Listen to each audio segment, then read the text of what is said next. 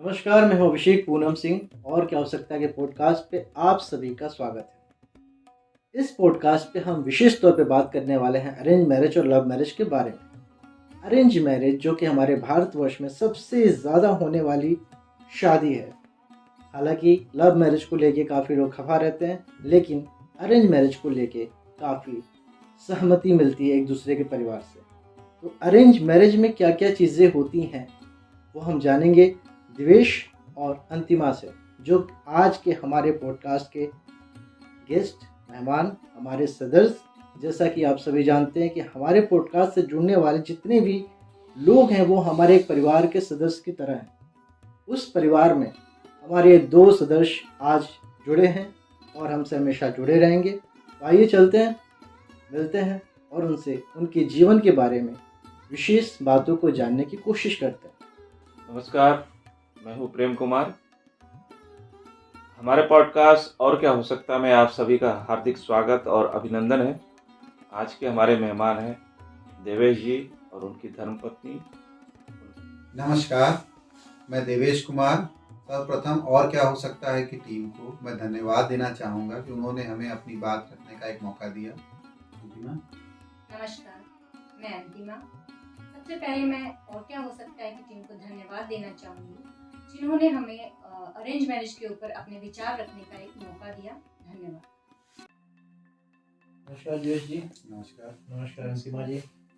दिवेश जी, introduction आपने जो भी दिया, मैं चाहूँगा कि थोड़ा सा अपना इंट्रोडक्शन जो है, आप क्या करते हैं, किस चीज़ से जुड़े हैं, आपका जॉब क्या है, ये थोड़ा सा व्यूअर्स को हमारे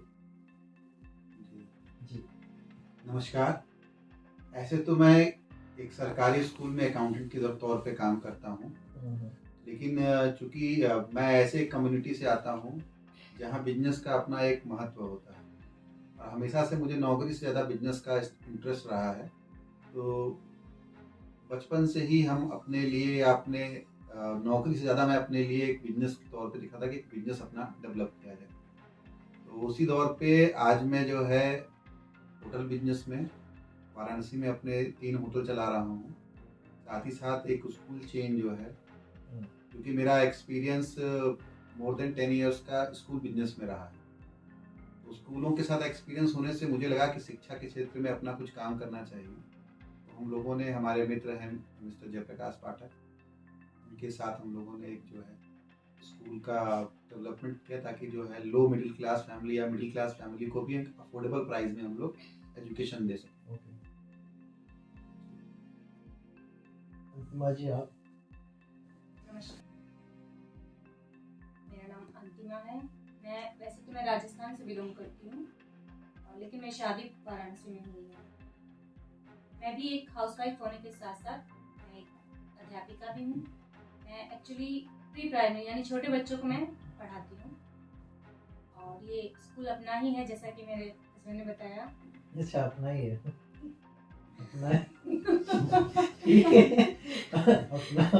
अपना जो है क्या अपनी प्रॉपर्टी में कोई नहीं। हाँ, तो जैसा आपने बताया कि आपका अपना स्कूल, ओके, ऐसे आपके कितने स्कूल्स हैं? तो 3 स्कूल चल रहे हैं। 3 स्कूल्स हैं। नो प्राइमरी बेस्ड या? हाँ, 1 to 8 क्लास तक। 1 to 8 क्लास तक।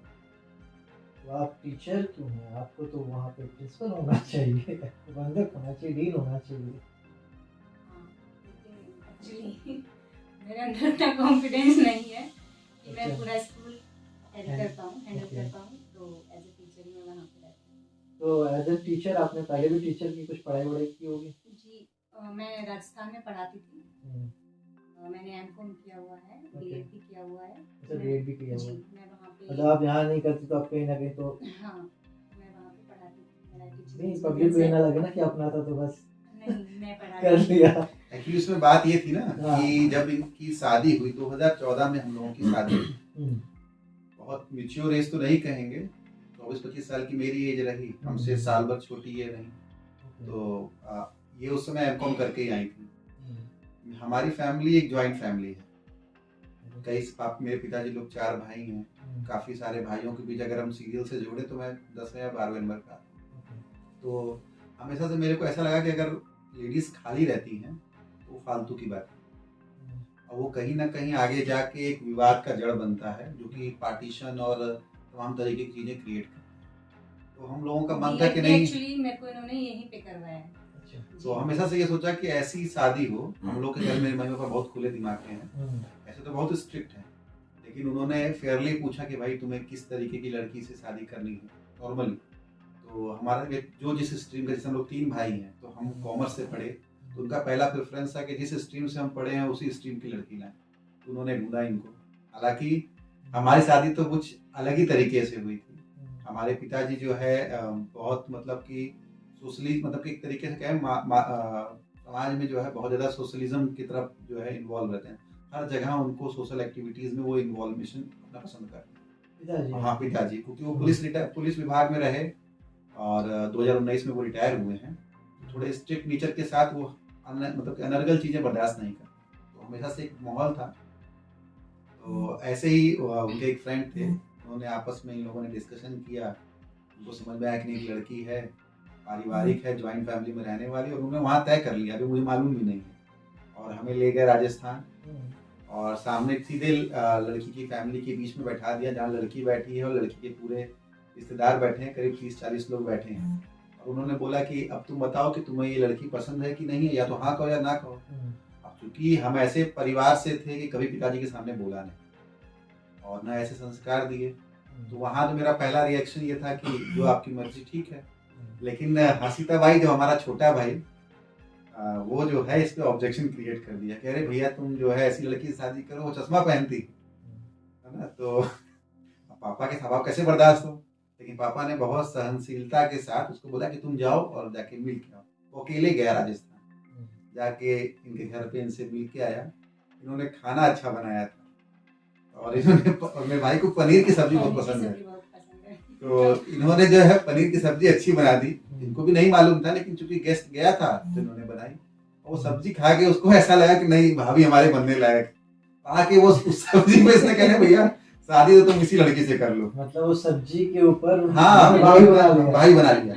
और हम लोग अभी तक कम्युनिकेट नहीं करते थे आपस में, हमें मतलब बहुत साई नेचर के थे, तो कभी हम लोगों ने मतलब ये इंटरेस्ट नहीं लिया। भाभी बना लिया वो तो ठीक है, लेकिन आपने ऐसा क्या देखा जो इनको पत्नी के रूप में, स्वरूप में आपने? देखिए वो तो पहला फेज तो ये कहेंगे कि फैमिली के दबाव में, अगर हम कहें, अगर पहला सेंटेंस कहेंगे कि परिवार ने मान लिया कि लड़की अच्छी है तो हमको मान लिया, क्योंकि हम ऐसे परिवार से तो थे नहीं कि हम आर्गुमेंट करें।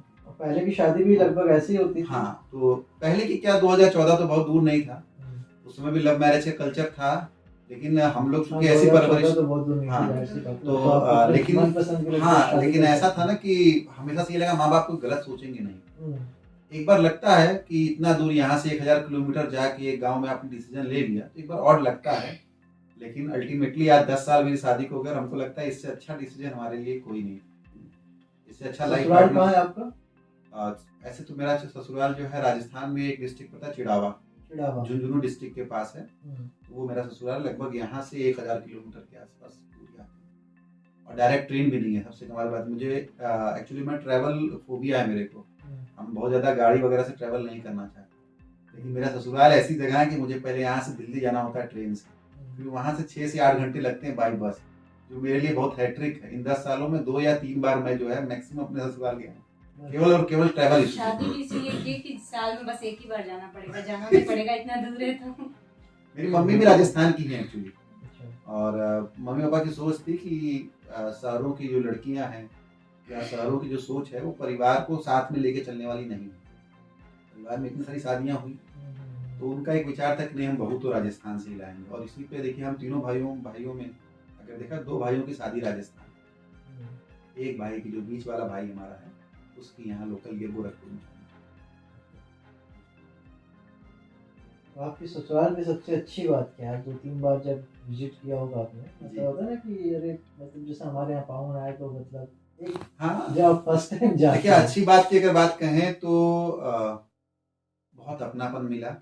मेरा परिवार जैसे जैसे कि हम जॉइंट वैसे ही फैमिली मिलता होगा। नहीं ऐसे जो नहीं, बंदा देखिए 10 एक्चुअली साल देखिए नहीं, की रीजन बात क्या है। है, अपनापन की बात तब होती है जब आपके परिवार में बहुत सारे, ये लोग 5 बहनें हैं।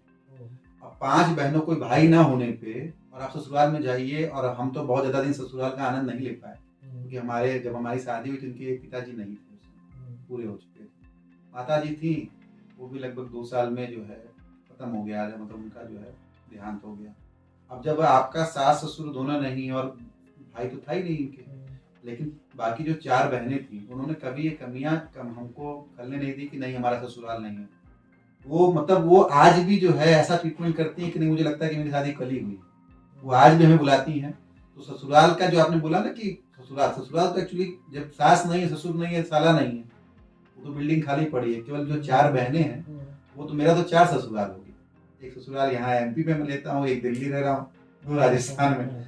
वो और चारों की ये ख्वाहिश रहती है कि चारों जगह उपस्थित रहो। वो चारों बड़ी बहनों की तरह, मतलब वहाँ हम जब भी जाते हैं तो शाही नेचर होने के कारण जो है ना, हमको अगर फैमिलियर माहौल नहीं मिलता है तो हम बहुत ऑड फील करते हैं और बहुत ज़्यादा फैमिलियर नहीं हो पाते कि यहाँ जो चीज़ें कैजुअलिटी नहीं कर पाते जो है। फ्रैंकली उस तरीके से अगर माहौल मिलता है तो हम एडजस्ट कर पाते हैं। अगर फॉर्मेलिटीज़ होती है तो वहाँ तो हमको हमेशा से जो है वैसा ही माहौल मिला, घर जैसा। हम चाहे वाराणसी में रहें और चाहे अपने वहाँ जाएं, कभी भी हमको फील नहीं हुआ कि हम अपने घर से दूर हैं। ये आनंद हमको मिला। और कभी भी उन्होंने हमको ये नहीं कहा, जैसे ससुराल हमने देखा भाइयों के साथ भी, उनके ससुराल भी कभी कभी गए, तो हमेशा वो लोग केवल और केवल अपनी बेटी तक मतलब रखते हैं। लेकिन इन 10 सालों में कभी ऐसा नहीं हुआ कि हम सबसे बड़े थे, लेकिन चाहे हम हों चाहे मेरे दोनों भाई हों, जितना वो अपने ससुराल जाना पसंद नहीं करते उतना वो हमारे ससुराल जाना पसंद करते हैं। आप ऐसे समझ लीजिए, क्योंकि जब किसी को ये फील ही नहीं होता ना कि वो ससुराल है। वहाँ जो बहनें हैं, जो इनकी बहनें हैं, वो अपनी बड़ी बहनों जैसे लगती हैं। वो एकदम जो है, जो सबसे बड़ी बहन इनकी है, उन्हीं की लड़की की शादी हमारे छोटे भाई से हुई।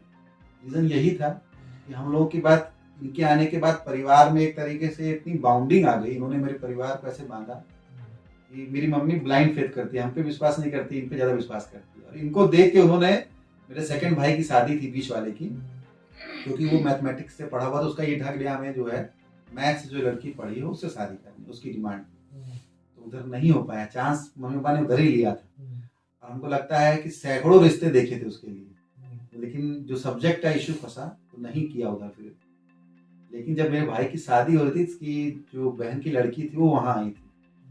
मेरे पिता 5 साल बाद मेरे सेकंड भाई की शादी हुई, लेकिन मेरे पिताजी इससे इतना खुश थे, 20 शादी के मंडप में उन्होंने अनाउंस कर दिया कि ये जो लड़की दूसरी है, मतलब जो इनकी भतीजी लगेगी ना, ये जो है मेरी तीसरी बहू है। अभी कोई डिसीजन भी नहीं है, मेरे भाई को भी नहीं मालूम, मुझे भी नहीं मालूम, इनको वहां बीच मंडप में जहाँ शादी हो रही है, शादी का एंजॉयमेंट अलग चल रहा है, मेरे पिताजी माइक से अनाउंस कर दिए ऐसा कि हम तीसरे बेटे की शादी भी बहुत जल्दी करेंगे और मेरी तीसरी बहू ही है।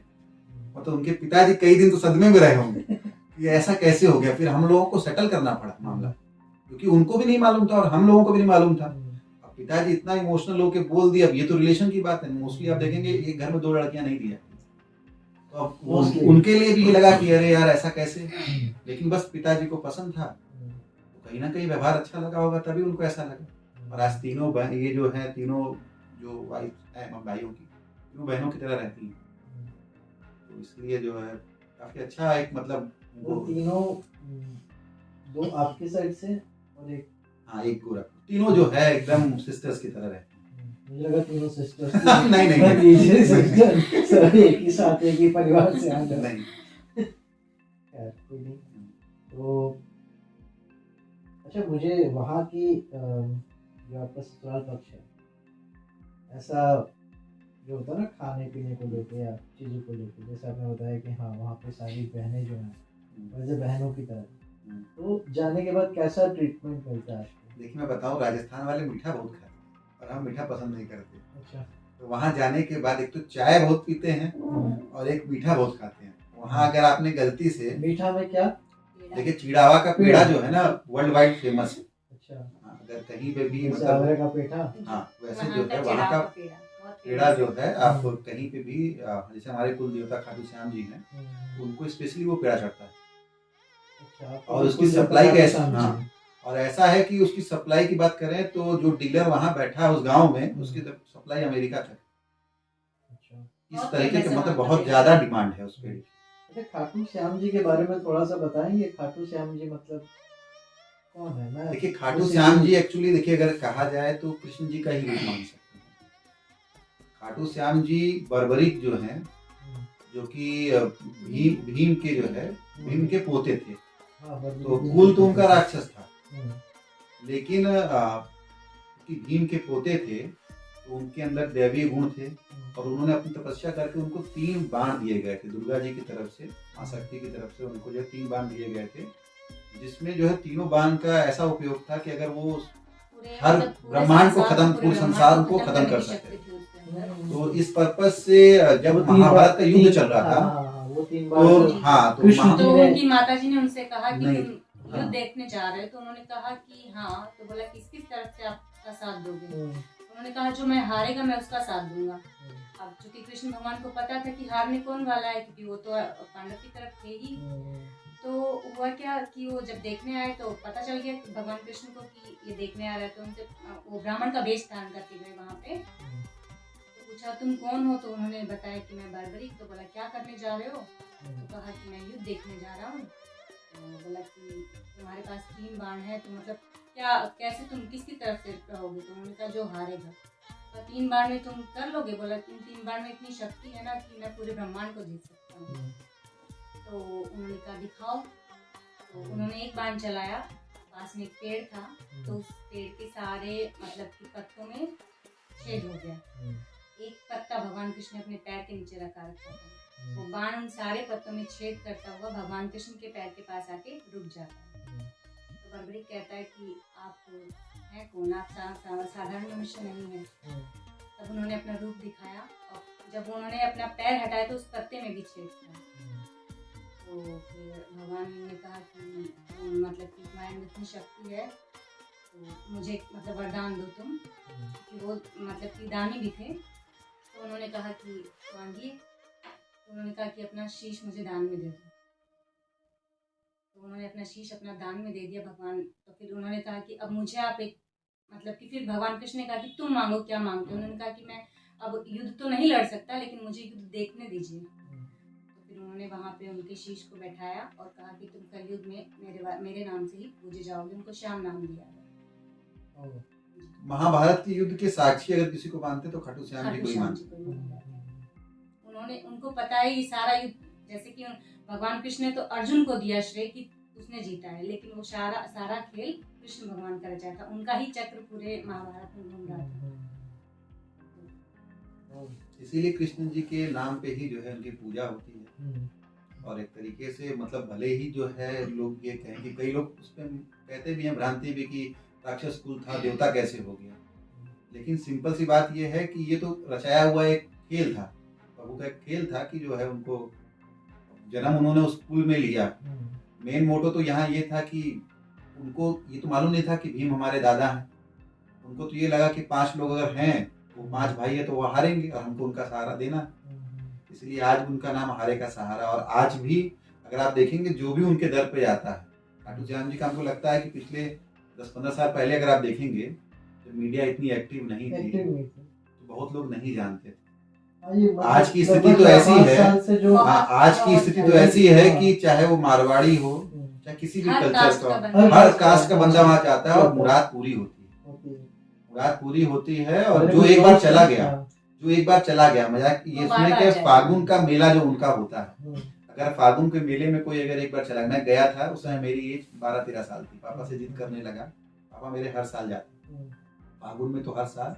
और बीच कोविड के पहले तो हाँ, कोविड के पहले तक तो वो हर महीने जाते थे। 11 को उनकी वहाँ जोत लगती है, तो हर महीने जाते थे।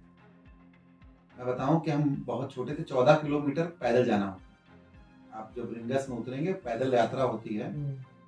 13-14 साल की रिंगस खाटू श्याम से 14 किलोमीटर की एक जगह है, वहां से पद यात्रा करके ही आपको जाना होता है आजकल। हाँ, 14 किलोमीटर। जाते हैं, मतलब मेन जो उसका अच्छा, जो पद यात्रा हाँ, जो करने पद जो वाले- मेन है यात्रा उसका करने जो वाले रिंगस से तरीका खाटू है श्याम। वो यही है कि आप रिंगस उतरते हैं, रिंगस से निशान लेके वहां से पैदल जाते हैं खाटू श्याम। निशान लेके, हाँ झंडा, निशान, झंडा। झंडा, जी। हाँ बिना झंडे नहीं जा सकते। नहीं जा सकते हैं, हाँ। मतलब एक तरीका बना हुआ है, अच्छा, कल्चर मतलब बना हुआ है, Actually वो अपनी जो मन्नत मन्नत मांगता है तो ना, बोलता है कि मैं झंडा वहाँ लेके। पे हाँ हाँ वो झंडा चढ़ाता है चढ़ाऊंगा, और पूरी तो होती है। मुराद उसकी पूरी पूरी होगी। होती है। जी, तो मैं 12-13 साल का था, मेरे पिताजी जा रहे थे, मुझे लगा कि नहीं मुझे जाना चाहिए। उस एज में हम गए थे। अच्छा, मतलब कि उस समय में ऐसा माहौल था, 24 घंटे मुझे लगे दर्शन करने में। 14 किलोमीटर रिंगस से दंडवत करते हुए, मतलब लेटते हुए, जमीन पे लेट के, छोटा था, चल तो पा नहीं रहा था उतना, लेटते हुए मैं खाटू श्याम गया। और आज तक हमको ऐसा लगता है कि उसके बाद से मेरे जीवन में इतना परिवर्तन आया है, क्योंकि देखिए हम लोग मिडिल क्लास फैमिली से, मेरा बचपन बहुत स्ट्रगलिंग पीरियड से बीता। करीब एक्चुअली पहले मेरे पिताजी पुलिस में तो थे, उन्होंने अपना एक बिजनेस सेटल किया था। बिजनेस में 1997 की बात है, उनको पार्टनर ने धोखा दिया। और बहुत बड़ा, मतलब उस जमाने में लगभग 50 लाख से ऊपर का नुकसान उनका था। तो वो डिप्रेस्ड हो गए थे। बड़े होने के कारण उस समय हम लोगों की ऐसी स्थिति नहीं थी हम लोग कुछ समझ पाए, फैमिली का भी कोई बहुत विशेष सपोर्ट मिला नहीं। वो फेज हमने देखा है।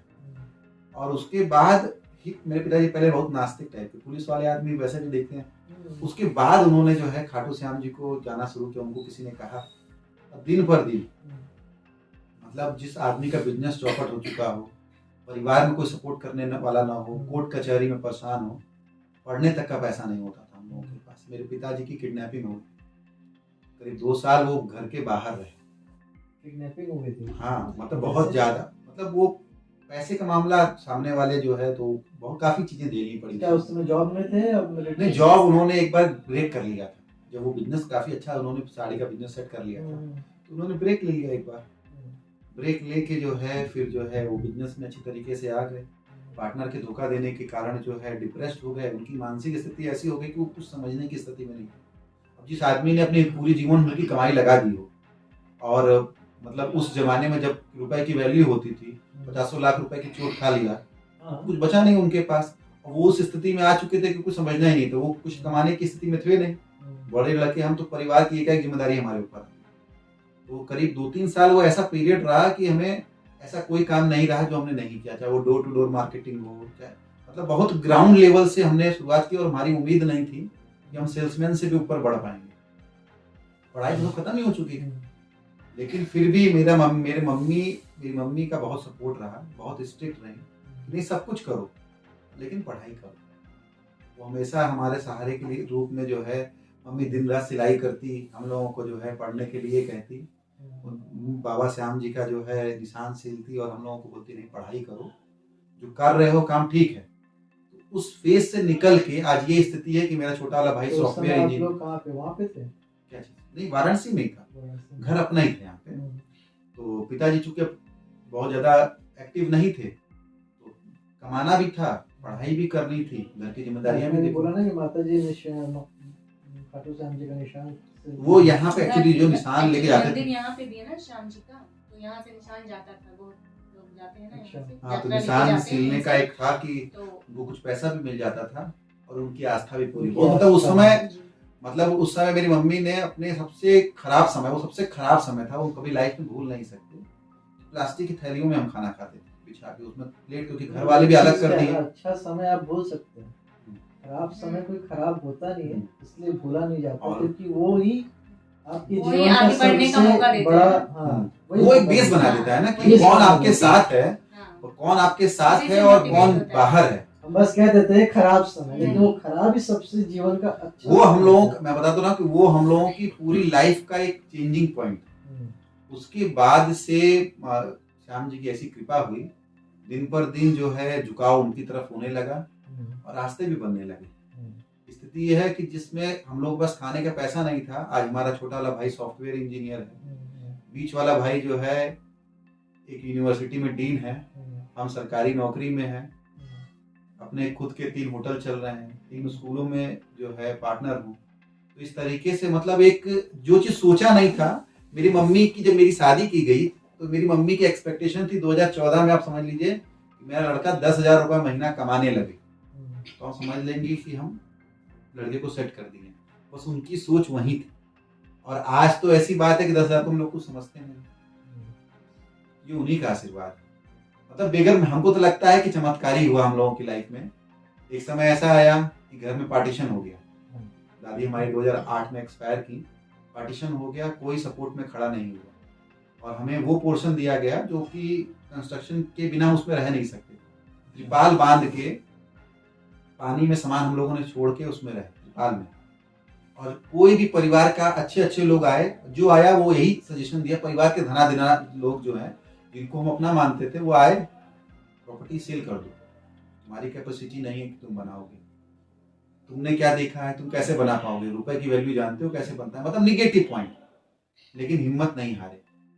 उस दौरान ये रिश्तेदार बोलते थे, ये रिश्तेदार बोलते थे, ये रिश्तेदार बोलते थे। और स्थिति ये मैं बताऊं कि मेरे पिताजी चूंकि छोटे थे, कितनी उम्र आप देख लीजिए, 87 का मेरा जन्म है, तो मेरी उम्र 17-18 साल उस समय रही जिस समय पार्टीशन हुआ।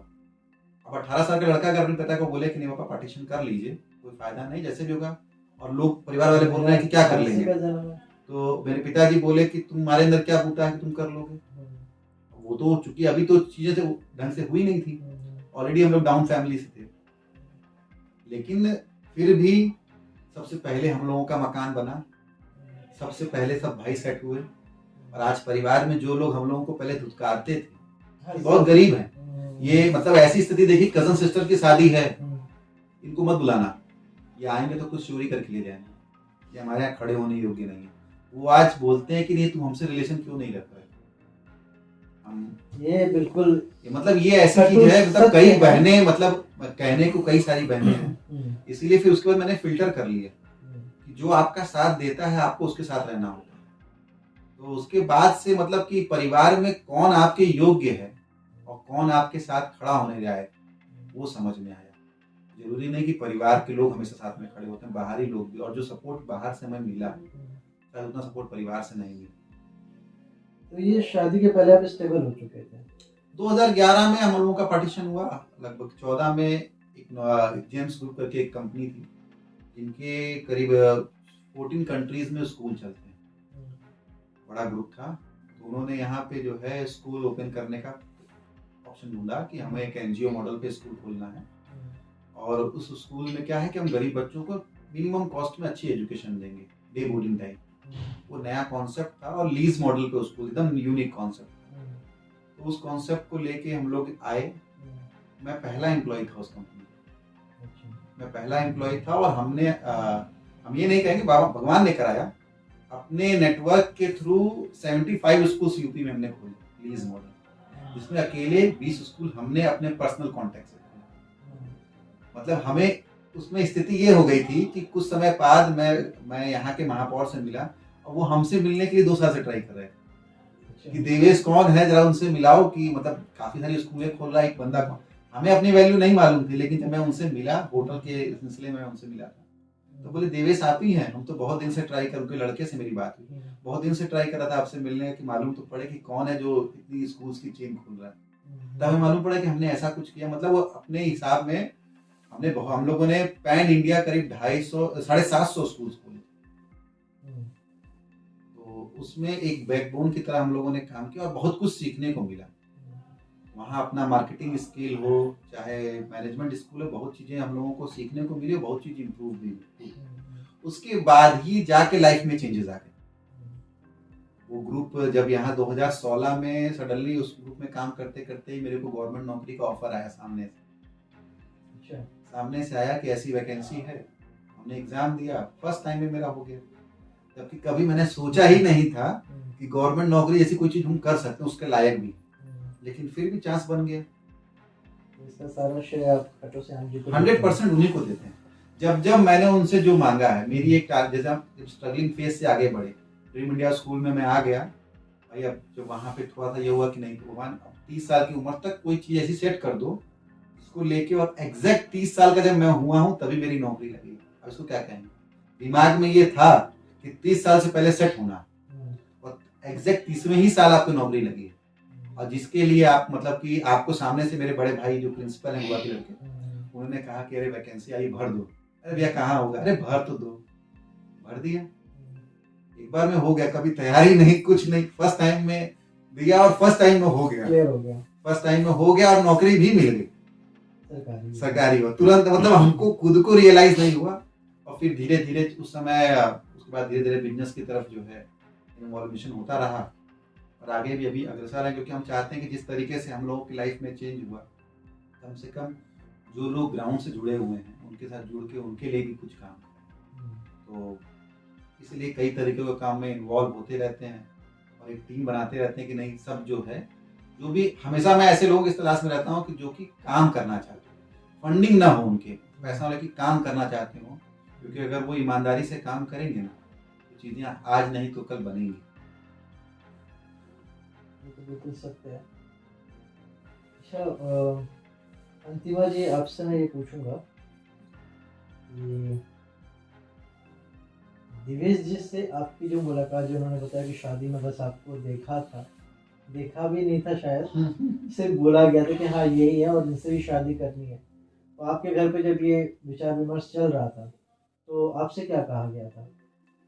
आपको फोटो दिखाया गया था भाई साहब का, या फोटो इनका एक ब्लैक एंड व्हाइट फोटो आया था मेरे ब्लैक पास। एंड व्हाइट जी, वो जो पासपोर्ट पे लगा देते नहीं कक्षा 10? नहीं, वो फोटो स्पेशली बनवाई गई थी। बनवाया गया था। वो बाद में फोटो जो है, मेरे क्योंकि को। हमारा रंग सांवला था, हाँ, तो एक किसी अच्छी को पता फोटो ना जो है चले। पता ना नहीं, चले, लेकिन उस फोटो में तो- बहुत स्मार्ट लग रहे थे। है ना? अच्छा, ऐसा नहीं है जी, स्मार्ट लग रहे थे। एकदम। तो फोटो रखा है आज भी मेरे पास। हम्म, तो यही था कि मैं भी एक दिन पहले मैं किसी शादी में गई हुई थी, तो मेरे को पता चला कि कल लड़के वाले देखने के लिए आ रहे हैं। मैंने कहा, अरे अचानक मैं इतना दूर मैं शादी वादी नहीं करूंगी। अच्छा, एक बात मैं बताना चाहूंगा इसी बात पे। कमाल की बात देखिए ये भी है, इनकी शादी वाराणसी हुई, रहने वाली राजस्थान की। ये किसी शादी में वाराणसी आई थी, उसके कई साल पहले, 3-4 साल, 2008 में आई थी। और 8 में उस शादी में भी अवेलेबल था, लेकिन हम लोगों का आपस में इंट्रो नहीं हुआ था। हुआ ये आई गंगा जी के पास, ये लोग नहाने गए। हम बहुत बार मतलब शादी तो में आने गंगा के जी बाद बड़ी बहुत- पसंद आ गई। बहुत पसंद आ गई। मैंने कहा गंगा मैया मेरे को यहीं बुला लेना। अच्छा, हाँ। तो गंगा मैया ने फिर वहां फिर से मेरे को वहाँ से बुला लिया। बुला लिया। कई लोग बोले कि अरे ऐसा क्या, वाकई में तो इतना सबने दूर कहा जाने- अगर तुम आई थी तो उसी समय तुम मम्मी, जैसे मतलब सास ने कहा कि पता होता तो तुमको उसी समय रख लिए होते हम लोग। हाँ, तब तक गंगा मैया से बात नहीं हुई थी ना। बात हो जाने के बाद तो वो बात हाँ, हुई है कि हाँ तो भाई, जब किसी शादी की में आई इच्छा थी तो मैं बार बार, जब तक थी यहाँ पे वाराणसी में, मैं तब तक वहाँ बार बार नहा के आई। गंगा मैया जी। कहाँ जाती थी, कौन से घाट पे? यही दशाश्वमेध घाट। सरसों के घाट पे। 3-4 दिन ये लोग रहे, 3-4 दिन जो है, देखिए चमत्कार। लेकिन फिर शादी वहाँ के बाद में एक भी बार नहाने नहीं गई। ये सही है। 10 साल में मैं एक बार भी नहीं गई क्यों हूँ। भाई, गंगा मैया ने पूरा कर दिया, बस हो पूरा गया। कर दिया। भगवान से डिमांड की जाती है, पूरा होने के बाद लोग भूल जाते भूल हैं। जाते हैं। नहीं नहीं, मतलब भूला नहीं है मैंने। नहाने अब नहीं गए मैं होंगे, आ ही गई ना, अब तो दर्शन यहाँ। करने तो गई होंगी ना। हाँ, दर्शन विश्वनाथ जी के दर्शन किए हैं। गंगा जी तो गंगा ऐसा जी रिलेशन दर्शन, है वैसे ना, दर्शन करने जाते हैं। गंगा जी का तो रिलेशन ऐसा है कि नहाने मेरा नहीं। एजुकेशन जो है हाँ हाँ। वो स्कूल भी दशाश्वमेध पे ही था। हम्म, मेरी प्राइमरी स्कूलिंग जो है क्लास 10 तक की स्कूलिंग दशाश्वमेध के आसपास ही हुई है। हम्म, और अक्सर दोस्तों के साथ अगर हमको आज भी अगर कभी भी फ्रस्ट्रेशन हुआ, मेरी एक हैबिट है, या तो हम गंगा जी के पास जाके बैठ जाते हैं, बहुत सुकून मिलता है, और या फिर सो जाते हैं। तीसरा हमको कुछ नहीं होता है। अगर हमें थोड़ा सा भी टेंशन हुआ तो यही 2 चीज है। यही 2 चीज जो है वो मेरे जो- भी कॉमन है। अब सोते ज्यादा है, लेकिन हाँ, अब टेंशन होता ये है तो मैं मुड़ के पूजा सो पाठ कर जाएंगे। लूंगा या किसी ऐसे स्थान पे चला जाऊंगा जहाँ पे पॉजिटिव एनर्जी, और बिल्कुल जब बिल्कुल सारी चीजें एकदम ब्लॉक हो जाएंगी तो मैं कहता हूँ दिमाग अब तू शांत सो जा, अब तू सो जा, तू ज्यादा चल मत। क्योंकि चलना वो है ना कि वो दिमाग को परेशान करता है, या तो उसको सुला दे या तो उसको कहीं बजा दे, तो ज्यादा अच्छा होता है उस समय के लिए। नहीं तो फिर इंसान खिंचता है, कुछ ना कुछ चीजें, चलता रहता है हाँ ना, वो और चलता उसमें रहेगा और और पता बिगड़ चले जाता है। बातें अच्छी होनी थी वो कहीं ना और बिगड़ कहीं जाती है। शब्दों से खराब हो जाती है। ये अच्छी चीज़ है। तो हम फिर वापस आपके उस पॉइंट पे आते हैं जहाँ पे आपको देवेश जी बोलने नहीं दे रहे, तो आप भी कुछ बोल रहे हैं। हाँ हाँ, तो मेरे पास इनका वही ब्लैक एंड व्हाइट फोटो आया था। हाँ तो फोटो देख के तो मैंने कहा कि अच्छा ठीक है। हाँ तो लड़का ठीक है, वो तो ठीक है, वो तो ये बहुत नॉर्मल सी चीज़ है, लोग बातें करते हैं, जैसे फोटो आया तो अपने सहेलियों में या किसी में कहीं तो कुछ बातें होती है ना, यार देखो कैसा है, वो मन में जो होता है वो हर कोई खुल के नहीं आता, लेकिन वो आजू बाजू वाले लोग ज़्यादा अच्छे से एक्सप्लेन कर देते हैं, देख लो नाक तो नहीं, आँख तो कहीं बेंगा तो नहीं है, ये नहीं है, तो वैसी कुछ बातें। वही हुआ कि सामने उनको बैठा दिया गया, मैं भी ऊपर नहीं, वो फोटो देखने के पहले की वो बैठने वाली बात नहीं, वो जो फोटो देखा था उस समय उस समय मुझे सही लगे थे, मैंने कहा ठीक है। बस आपने अकेले देखा था, मतलब दीदी लोग ने देखा था, तो दीदी लोगों ने कुछ बोला नहीं कि हाँ कैसे है, काला है, ऐसा तो नहीं, उसमें काला नहीं दिख रहा था ना, इतनी गोरी है। उसमें काला नहीं दिख रहा था, ब्लैक एंड व्हाइट में मतलब बढ़िया दिख रहे थे। अच्छा, मतलब पहली नजर में हाँ, ही- पहली नजर में मुझे अच्छे लग गए थे। अच्छा, हो गया मतलब, हाँ हाँ। ठीक है। तो उसके बाद आपकी मुलाकात, जब आप लोग एक दूसरे को देखने गए, तो आपने एक दूसरे को पहली बार वही देखा, वही देखा। तो फिर क्या बातें हुई आप लोगों की? मतलब वो कि जो कोई एक बात नहीं। हमारे यहाँ एक टर्म होता है, लेकिन हम लोग की कोई बात ही नहीं हुई ना। अच्छा बात नहीं किया आप नहीं, लोगों? बस ऐसा सामने नहीं बैठा परिवार दिया। के परिवार बीच में- वाले के हाँ दोनों लोग जाओ, मौका ही नहीं दिया बात बात- मौका ही नहीं दिया गया। मौका ही नहीं मिला हम लोग को, खुद ही बात कर रहे थे। खुद ही बात, सब- खुद क्या बस सामने बैठा है तुरंत देख 5 मैंने मिनट का नजर तो से देखा भी नहीं था कि कैसे हैं। अच्छा, तो आप कैसे आई थी? वो कप का प्याला वाला नहीं, लेके प्याला नहीं लेके आई थी, समोसे? कुछ नहीं, हाँ। ऐसे ही बस आ गई थी दीदी लोग के साथ, फिर चेयर पे बैठा दिया गया मेरे को, तो बस ये लड़का है, ये लड़की है, अब तुरंत बस टीका निकालना शुरू, टीका बोले तो मतलब रोका जिसे कहते हैं। रोका, अच्छा पहले से प्री हाँ, ये Decided प्लानिंग था। करके आए थे लोग वैसे भी। फिर हम लोग तो प्लानिंग के साथ गए थे। कमाल की हाँ, बात देखिए, मतलब मतलब आप- हमारी कोई वैल्यू नहीं थी, हमारी कोई वैल्यू थी नहीं वहाँ पे। हाँ। हमारा तो वैल्यू ये था कि ना कहते तो पिताजी पीट देते कि तुमने हमारी बात आपको कटवा फोटो दी। दिखाया गया था? हाँ, फोटो दिखाया गया, एक थी आपको तो पतली पसंद सी जो है। होगी। हाँ? गोरी नहीं ठीक-ठाक। ठीक, देखिए ऐसा है ना कि उसमें, हाँ देखिए पिताजी नहीं, घर पे नहीं दिखाया गया। घर पे जब तक मैं वाराणसी था तब तक हमको कोई फोटोज नहीं दिखाई गई थी, बस राजस्थान चल रहे हैं, एक रिश्तेदार के यहाँ चलना है, शादी वादी की कोई बातचीत है, बस उस समय तक मेरे पास फोटो नहीं थी। फर्स्ट टाइम इनको डायरेक्टली हमने देखा, फोटो नहीं देखा। फोटो नहीं देखा, फोटो उस तो बात की बात। पिताजी आपके उस सब डिसीजन उनका ही था। स्ट्रिक्ट है, हाँ हाँ, तो मतलब जो हम कहेंगे वही होगा। हाँ, नहीं ऐसा देखिए, हमको तो लगता है कि सही भी है इसलिए कि माँ बाप अगर कोई डिसीजन लेते हैं, हम तीनों भाइयों की अरेंज मैरिज और तीनों बहुत संतुष्ट, अच्छा, तीनों लोगों की अरेंज मैरिज है। तीनों की अरेंज मैरिज है। और मेरे पिताजी ने एक ही डिसीजन लिया, जैसे अरेंज करने का मतलब ये भी नहीं, उन्होंने कई पहलू देखे। एक रिलेशन आया था, पैसे वाली फैमिली थी, एक लौती की लड़की थी, उस जमाने में वो लड़की ब्रांच मैनेजर थी, पैसे वाली फैमिली, और सामने से वो ऑफर कर रहे थे कि नहीं आप जो है शर्मा जी अपनी लड़के की शादी हमसे इस लड़की से कर दीजिए, हमारी लड़की से कर दीजिए, बिजनेस दिखेगा। पिताजी ने सिरे से नकार दिया, इसलिए नकार दिया कि जब वो पहले दिन में वो अपना पैसा दिखा रहा है तो आगे चल के वो मतभेद लाना ही परिवार में। उनको ऐसा परिवार चाहिए था जो, हाँ बहुत अच्छा उनका सीधा से उनकी क्लियरिटी यहाँ तक थी कि हमें ऐसा परिवार चाहिए जिसके बगल में हम खड़े हो सकें, हमें सोना चांदी ना दे लेकिन सम्मान दे। सम्मान के लिए उनका ऐसा है ना कि वो सम्मान, वो एक पान में बिक जाने वाले आदमी है, ऐसे कह लीजिए। अगर आपने उनको एक पान खिला दिया प्रेम से तो सब काम दे देंगे, प्रेम के भूखे हैं। और पैसा लाख दे दीजिए फिर भी आप अपनी मर्जी का काम उनसे नहीं करा सकते, लेकिन एक पान खिला के प्रेम से बोल देंगे तो 24 घंटा वो आपके साथ रह सकते, उस तरीके के आदमी। बहुत अच्छी बात है। शायद मैं मिला हूँ हाँ, शायद इसी मिले, जगह पे, हाँ। हाँ मैं मिला हूँ, बात हुई थी हमारी।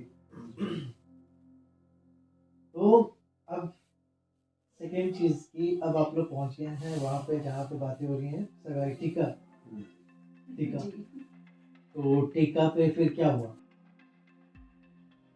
टीके की बात अगर करें तो हम लोगों का जब क्या होता है, जब फाइनल कर देते हैं तो लड़के के हाथ में एक नारियल दे के उस पर टीका वगैरह करा के कुछ रुपए उसको दे दिए जाते हैं, 1100 2100 कुछ भी, जो मतलब जैसा अपना है, तो बस रिजर्व कर दिया जाता है। रिजर्व कर दिया। तुम इधर उधर लाइन अब नहीं आप दे कहीं- सकते, आप कहीं जा सकते लाइन नहीं दे अब सकते, किसी और को देख देख नहीं सकते आप। अब आप फिक्स हो गए। जी। हाँ, आने के बाद जब हम लोग वहां से आए, अब हमारे घर वाले कि तुम लड़की से बात करो, हम कभी उससे पहले किसी लड़की से बात तक नहीं।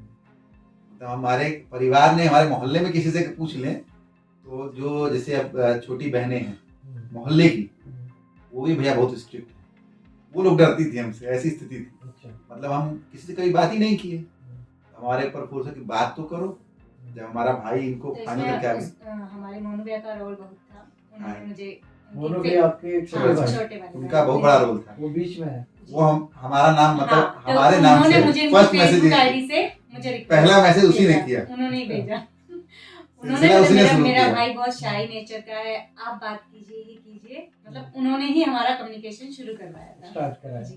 तब जाके हम लोग जो है धीरे धीरे, वो नहीं बताया पनीर की सब्जी बड़ी अच्छी बनी थी। बाद में वो कहता तो है पनीर आपने खरीद बनाई के थी गया। भाभी कि मतलब भैया, मार्केट से ये तो मंगवाई शादी के बाद मालूम पसंद पड़ा। करो ना करो, लेकिन सब्जी के लिए हम तो हाँ, आपको पसंद हाँ, कर चुके हैं। एकदम। वो तो ना पहले वो एकदम, जब हम वहां से आए उस शादी में, वो एंगेजमेंट के समय नहीं गया, एकदम डायरेक्टली वो डिनाई किया। एक्चुअली बहुत मम्मियों का पतले तुम थे। एकदम पतली दुबली थी और चश्मा लगाती। बोले ऐसा मम्मी बताए, तो इतना दूर गांव में जाके लगाती थी आप। तो एक ऐसी लड़की जो इतना गांव में तुम जाके शादी कर रही हो, भाई भी नहीं है उसके, वो बोलने में बोल्ड है, और बताओ कि तुम जो है भैया की शादी पक्की करके चली आई। तो बोले तुम चले जाओ, तो पिताजी ने उसको बोल दिया। और वहां जाके पता नहीं क्या खा के आया कि जो है हमारे पक्ष में ना हो के हमारे नेगेटिव में हो गया। नहीं नहीं सब फाइनल है, ठीक है मम्मी, ठीक है, एकदम बढ़िया है। पनीर की सब्जी बढ़िया है। ठीक है, तो वहां से फिर आप लोग की बातचीत हो गई, और फिर दहेज का भी कुछ मसला था या फिर बिना दहेज को तो मेरे पिताजी ना देने में ना लेने में, बोल रहा हूँ उनका तो सीधा सपोर्ट, मतलब अगर पिताजी सपोर्ट नहीं करते दहेज लेने देने में, तो इससे अच्छी बात तो कुछ है ही नहीं। तो आपको तो काफी रिलीफ मिल गया होगा। तो हम अपने ससुराल में बेटी की तरह रहते, बहू नहीं है। हमारे पिताजी जो है, पापा इनसे ज्यादा मुझे मानते हैं। अगर आज भी जैसे अगर ये कह मैं दे, कह नहीं, दूंगी अभी तो वो बोल रहे थे मम्मी भी मानती हैं, पापा भी मानते हैं, तो एकदम चाबियां मानते भी हैं। आपके पापा पास की रहती नहीं, हैं। पापा की स्थिति चाबी तो भी ऐसी लगाती है, नहीं है। पापा की स्थिति तो ऐसी है कि आप जैसे सपोज करिए कि कोई घर में है चाहे नहीं है, ये अगर गलती से बोल दिया हमको मीठा खाना, हम बोलेंगे तो शायद हमको कोई याद ही नहीं है पापा हमको लेके कहीं गए हो या हमारे लिए कुछ स्पेशली कर दिए हो, छोटे से बड़े हो गए। लेकिन अगर इनके मुंह से आज भी निकल गया कि आज मीठा खाना है, शाम को हम देखेंगे 4 तरीके का मीठा आ गया घर में। अच्छा, आपकी बहनें नहीं है? नहीं, बहन एक कजन सिस्टर है, शायद इसीलिए। शायद वो एक सही बात बोल रहे हैं। हाँ, हो सकता है, लेकिन तो वो पिता एकदम- का वो हाँ, वो बेटी पिता की का तरह वो ही भी है, हमें- लेकिन एकदम आप ये बेटी मान की लीजिए तरह करते हैं। आदमी का कर्म जो है ना वही करा। हाँ, वो तो अगर ये एक अच्छी बहू नहीं होती, नहीं ये एक होती अच्छा तो- व्यवहार नहीं करती उनसे, तो अच्छी बेटी नहीं बन पाती। बन पाती। जब हमारी शादी हुई तो हमारे घर में देखिए एक्चुअली क्या है कि हमारे घर में ज्वाइंट फैमिली होने का साड़ी का बहुत बड़ा कल्चर था। तो साड़ियों में रहना है, घूंघट रखना है, इस तरीके की बंदिशें हम लोगों को झेलनी थी। तो शादी का पहला साल तो ऐसा लगता था कि नहीं, कई बार हम आर्ग्यूमेंट कर देती है, हमको हाथ पकड़ के, नहीं ठीक है जो है सब ठीक है, जो कह रही है, मतलब अगर हमें घर से बाहर जाना है, हर आदमी का मन होता है शादी हो गई तुम्हें बाहर जाना तो पूछ के जाना है, उनके नहीं जाना है या इस समय जाना है, ऐसे जाना है। तो ये तमाम तरीके के नियम होते थे। एक बार ऐसा आता था कि हम आर्ग्यूमेंट करने बैठे तो ये रोक दी, नहीं जो है ठीक। वो समय बीत जाने के बाद उन लोगों का फेद भी हो गया, और आज जो है लोअर टी शर्ट में भी घूमते हैं तो मुझे कुछ नहीं कहते। अच्छा, वो मुझे एक बात बताइए, जब आपकी शादी हो गई, 7 फेरे वेरे सारे, विदाई रोना धोना, आप आ गए ससुराल पक्ष में। ससुराल पक्ष में आपकी जैसे एंट्री होती है, तो कैसे एंट्री हुई? वही सिंपल वही होता होगा, वो लोटा वोटा रखते हैं, उसमें चावल रखते हैं, फिर वो नहीं, वो फिल्मों में होता है। अच्छा नहीं, हमारे वो दौरी रखते हैं बड़े वाले। हमारे यहाँ बड़ी बड़ी थालियाँ रखी जाती हैं। अच्छा। तो उसमें जो दूल्हा होता है अपना कटार तलवार लेके रखता है, इधर उधर करता है उनको, तो पीछे से दुल्हन, उनमें आवाज नहीं होनी चाहिए। राजस्थानी जो कल्चर की हाँ, शादी, वो थालियों को उठाते समय तो आवाज नहीं उनको होती। एक में एक तो डाल के वहाँ पे थालियों को तो रखना है। तलवार रख के भी जाते हैं जी शादी में। हाँ, उसका कहना ये है ना, वो जो थाली उठाती वो है, आवाज नहीं होनी चाहिए उसमें। आवाज होगी अगर तो आवाज उसमें होगी, लड़ाकी है। it मैं means- ये सुना है मैंने। हाँ, तो दुल्हन को वो एकदम एक के अंदर एक थाली को डालना होता है, उसमें आवाज नहीं होनी चाहिए, और दूल्हा एक इधर उसको टकाते चला जाता है। तो ये आवाज करे तो हाँ, मानते हैं कि वो लड़की जो है माना लड़ाने जाता है वाली कि है। लड़की मतलब घर ये बसाने वाली नहीं रहेगी। अगर वो आप कर रहे हो, आपसे उनका आवाज उनसे होगी। तो आवाज होगा, हमसे तो मुझे इनको उसको उठा एक के करते ऊपर एक समय- थाली रखी है, 7 थालियां रखी हैं। मतलब आपको माफी है, वो करे तो वो लड़ाकर और बना हुआ लड़का तो अपना है ना, अरे कि आने वाली मतलब आने वाले का जजमेंट होता है ना, हाँ, जो है वो तो वैसे ही नालायक है, चाहे लायक है, अपना ही है, वो तो लोग एक्सेप्ट कर तो लेते हैं। आप जब ये नियम कार्यक्रम तो- कर रही थी तो क्या आवाज हुई? नहीं, ऐसा तो मैंने पूरी कोशिश की थी कि ना हो। ना हुई। हल्का फुल्का हुआ तो होगा, हुआ क्योंकि था। बर्तन के अंदर अब बर्तन इतना जा याद रहा है। नहीं एक्चुअली। तो वो होने के बाद चलिए, देन कुछ मीठा बनाने का वो भी रिवाज होता है, जी। मीठा या कुछ तो खाने का हाँ। बनाने का हाँ, होता नहीं बहू आती रसोई है तो- छूने का होता है। है, रसोई छूने का। हाँ, मैं हलवा बनाया मोटी था। रकम भी मिलती है छूने पे। हाँ, हाँ, तो उसमें आपने क्या बनाया फिर? मैंने हलवा बनाया था। हलवा? क्या, किस टाइप का? मैंने आटे का हलवा बनाया था। वो तो सब बनाते हैं, नहीं बनाते।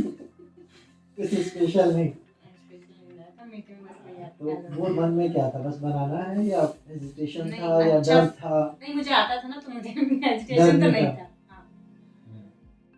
तो पति भी सपोर्ट कर रहे हो, क्योंकि पहले से फोनिंग पे बात हो रही होगी तो इतना तो जेल हो गए होंगे आप लोग? नहीं नहीं, इतना हम लोग बात ही नहीं की एक्चुअली।